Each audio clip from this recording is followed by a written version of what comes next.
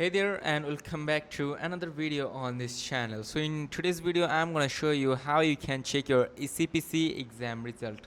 So first of all, make sure that you have the CPC app downloaded, like this one, APC app downloaded on your device.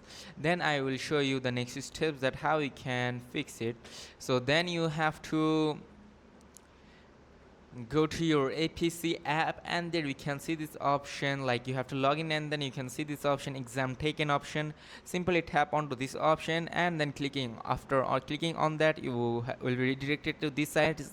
Then you have to tap view details. So now you have to enter your APC login ID and password, then tap on to sign in, and there you go. You will be able to check your result using it. So make sure to follow the steps correctly so that you can check out your result. Okay, just log into it.